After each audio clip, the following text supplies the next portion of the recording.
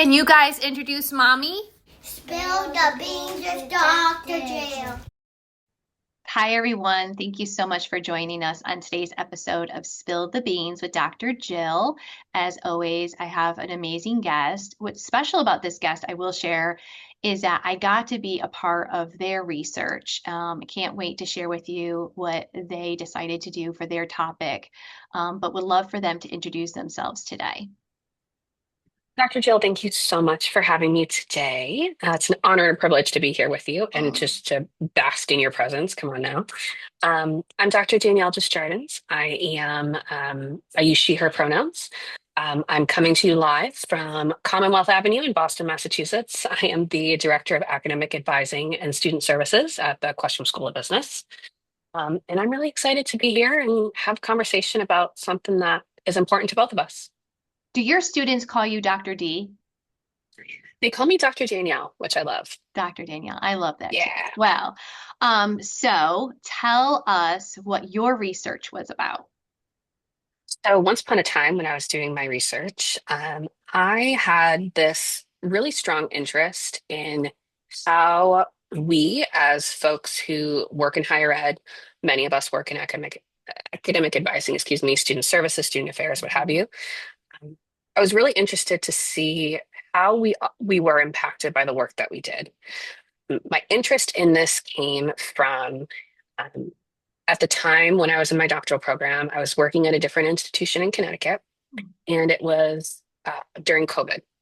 COVID had just hit, and the university was trying to figure out what do we do. And at the time, there was this woman, um, Dr. Summer McGee, who was I think kind of like the chair of like the COVID response team or what have you. And what was interesting about her was her background was in public health. So she was just wonderful. And prior to this, she was just a boss ass bitch in the most respectful way possible. She was strong, she was confident, she was kind and caring, and just all of the wonderful traits that you would look for in a woman in leadership or anybody in leadership, truly, given the world we're in. Um, and so I remember, one of the first meetings that they had was, she was talking about the plans or what have you. And she was bright and she was eager and she's like, we're going to do this and, whatever. Uh, in the weeks afterwards, I never saw her smile again.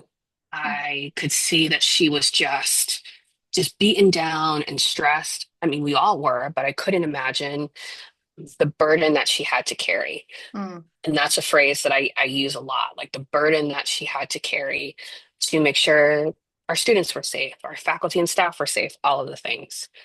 So seeing that, that's what led me to kind of exploring our experience as folks in higher ed. So specifically, my dissertation was exploring the experience of burnout and secondary traumatic stress in folks who work in student affairs during the COVID-19 pandemic. And was it focused on women? It was focused exclusively on women. Excuse me, yes. I'm trying to remember because I got the pleasure of being on your dissertation committee to help support you and kind of look at the intersection between your research and my research. And we both found a lot of similar themes. And the first was that a lot of people don't know what vicarious trauma and secondary traumatic stress is. And then when we educated them on it, they were like, oh, yeah, that actually is experience. I've got that, And so I am finding a lot of our professionals say the validation is occurring when you teach me the words. You're putting what I feel day to day into logical, theory, and it's supporting them. Did you find anything like that with your interviewees? Oh, absolutely. One thing that I'm really, really, really proud of is when I did my call for participants, and this is all you, Dr. Jill. When I did my call for participants, I was full after 48 hours. I had more participants who reached out and wanted to participate than I had capacity to support. So yes, and in those conversations, I echo your sentiments. I don't think people knew the words to use to describe what they were experiencing, Mhm. but even just to see them, because when I did my interviews, they were on Zoom at the time. Even just to kind of see them and just like the light bulb go off when I'm like, oh, that might be like secondary traumatic stress, or it might be vicarious trauma. And it's like, whoa, oh no, I think I get it now. Right. I remember telling you that I had gone to a NASPA conference and everyone was referring to me as like the vicarious trauma lady. And I thought it was really sweet that they coined me with that. But the reality was, I was really just giving them the space and the language to talk about what they were already experiencing, right? So Hmm. I was shocked at how many people were feeling this, not having the words, but also feeling like they didn't have permission, right? Um, Mm. do you find that our field needs to talk about the byproduct of the helping profession more? Are you seeing that there has been a shift since COVID? What are you getting in your world there? I think that's a really hard question to answer, only because from where I am, I'm pretty siloed in that I'm like academic advising Mm, ish. Um, but I think what's different about that is the academic advising we're doing is so different from the academic advising I got when I was an undergrad. I would go into an office, be like, hey, I want to take these classes, yay or nay, and then move on with my day. But sure. now, again, recognizing the burden that everybody is carrying, Hmm. some of the first questions I ask the students that sit in the comfy green chairs behind me, what have you eaten today? Yeah, When's the last time you slept? Uh, have you had any fresh air today? There's so much more going on beneath the surface for sure. all of our students that I think when they show up in the classroom or show up in an office, I do believe that a lot of folks don't feel like they're equipped Hmm. to support or to hold everything that those students and faculty or staff are bringing to them. Right. And so being able to have folks in the room who can understand and put a name to what folks are feeling, I think is really important. And I think is something that we need to do more of because I think higher ed's great, Mm, hard stop. I think higher ed is going to continue to be challenging for a lot of people. And whether it's an identity you hold or an area focus that you're looking to study or what have you, I think it's going to be hard. And I think more folks who have like a counseling, mental health, social work background who hmm. enter higher ed and are in student facing places will only help everybody that's around because then they can see, oh, I'm noticing, somebody's nonverbals. Let me check in with Hmm. them. Or Hmm. I'm recognizing that a student that I see all the time stops showing up. Yeah. Or, a colleague who is a little bit more reserved than they normally are. I think we need to talk about it more. And I think folks need to pay closer attention and actually like care. Right. Yeah, that investment's important. I was Hmm. also thinking, does my memory serve correctly that at some point you were working in like veteran affairs? I was, yeah. And that for me is where I first experienced vicarious trauma. Right. Yeah. Yeah, I mean, Yeah. and that makes sense, right? Based on the data, the helping professions, education is one of the helping professions, but there's a lot of Hmm. intersections of how individuals come to us already serving in helping professions, including our staff, right? Hmm. Others, social workers coming into education or vice versa. And there's a lot of overlap. I Hmm. got this question a lot. I think you did too, because I seem to remember us talking about a lot of the participants confusing PTSD, post-traumatic stress Oh. disorder, and VT and secondary trauma, and us talking Hmm. about how we feel like there needs to be more research on you're experiencing PTSD currently, but also vicarious trauma because of the investment you care with your clients, your students, your practitioners, whatever, whoever it is you're serving. I saw that theme a lot. Did you see Hmm. any other kind of related themes that you were like, this is so interesting, somebody else should research this, but not me? Not me. Yeah. I can't think of anything off of the top of my head from that period of time. But I will say, and just, planting a seed, I've been talking a lot about what the things going on in the world and the things that we're seeing in the news.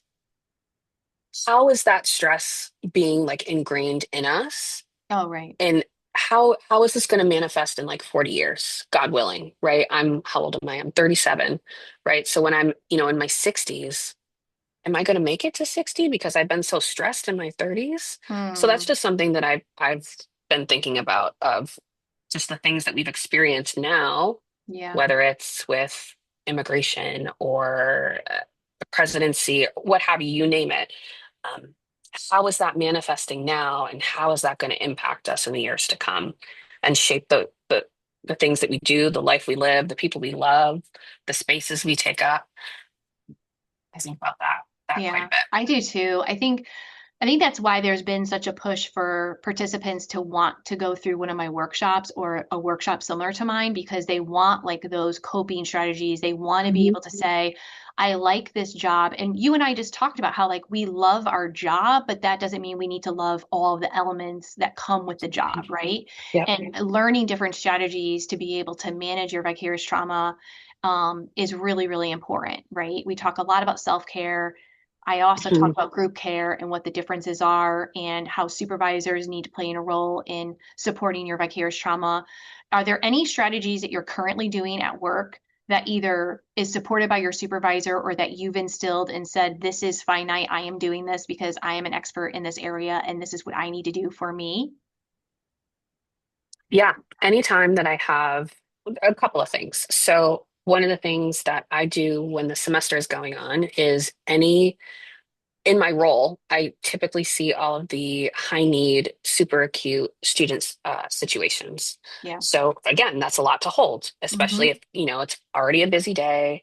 We're down a staff member and it's like back to back to back to back. Okay. So to kind of frame that, um, one of the things that I've done is rather than holding all of that, once I am done with that student meeting, I'm debriefing and I'm just kind of putting it out to somebody else, which is my supervisor. Um, because I learned the hard way in fall of 2024, I burnt myself out. I was holding too much. I was probably at the most rock bottom I've ever been because I was just holding so much. And it was thing after thing after thing at work. We memorialized a student who had passed by suicide. We had, everything going on with like the election and immigration and our international students nonstop. And so that's one thing that I do. Kind of like report out and down, I guess you could say, to my supervisor. The other thing I do is currently my team is all women.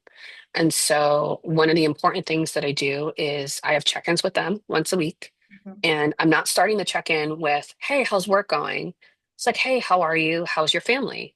How's your spouse, your partner, your children, your dog, your cat, your Yeah. whatever?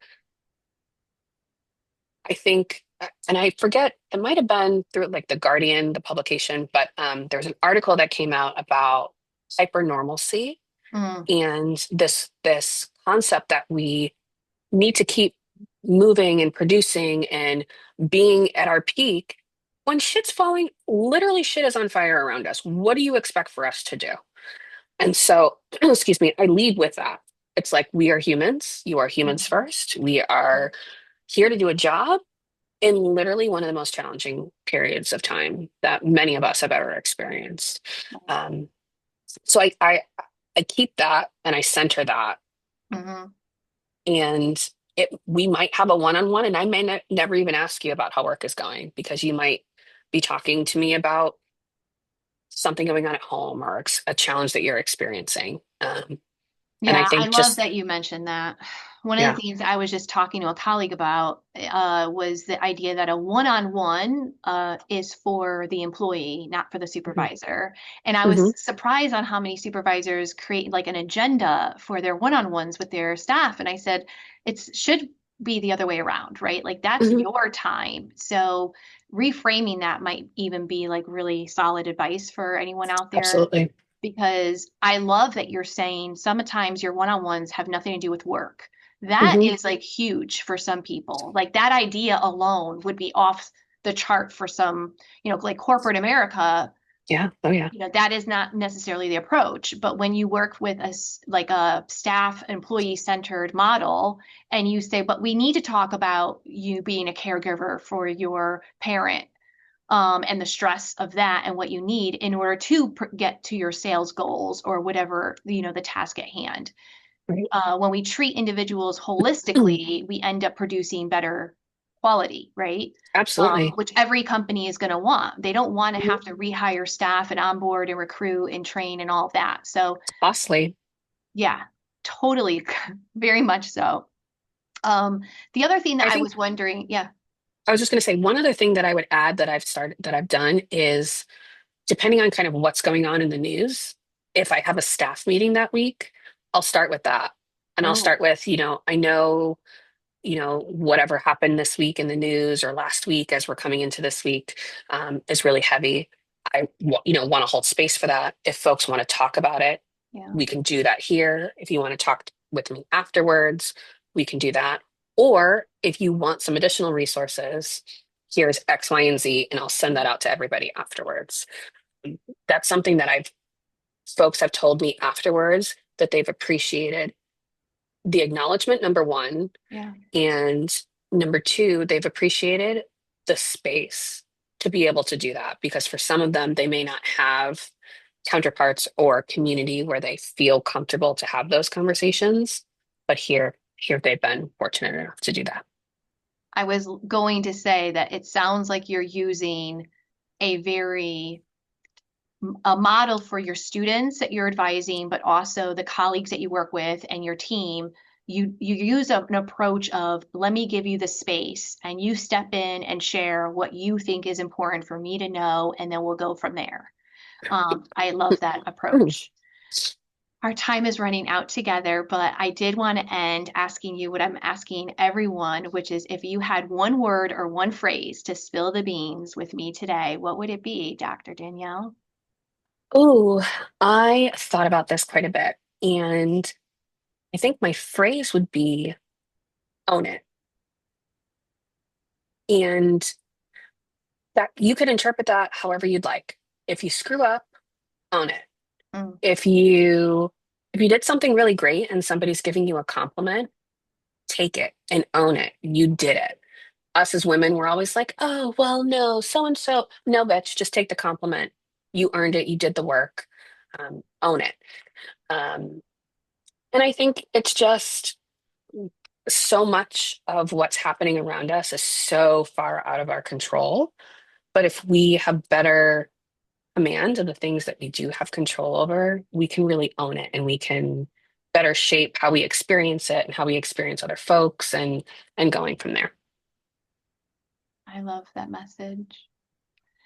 I appreciate that so much. And I will Yeah. own that your research has just helped to create more conversations about the workplace and what we experience while we strive to be the best at our jobs and still take care of ourselves in the process. So I thank you for contributing to that research and these conversations and spending time with me today.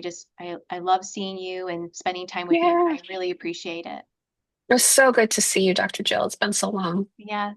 So thank you everyone for watching, and stay tuned for another episode of Spill the Beans next week. Thanks so much. I had such a fun time recording with Danielle. I'm hoping that you found that episode to be raw, transparent, and just very genuine. Danielle is a practitioner that has always really delivered very direct messages and resonated a lot with her style of delivery with mine. And so I truly enjoyed the conversation and how effortless it was to extrapolate the importance of the work that we're doing. Own it was her words. And so I took some time to really think about what that meant for me to share. I love that she said, it's free for your interpretation. And sometimes when we say own it, especially like in higher ed, for example, it's something bad. Own the mistakes, own the accountability, own the compliance, own the conduct. That's kind of a very similar theme of owning it. The nuance that Danielle was able to introduce to us was the positive part of owning it. I'm owning the space that I'm in. I'm owning my authority. I'm owning the compliments. I'm taking all that wisdom in and letting it go forward with me. And one of the things I thought would be helpful for you all today is understanding that vicarious trauma is a badge of honor that you should own.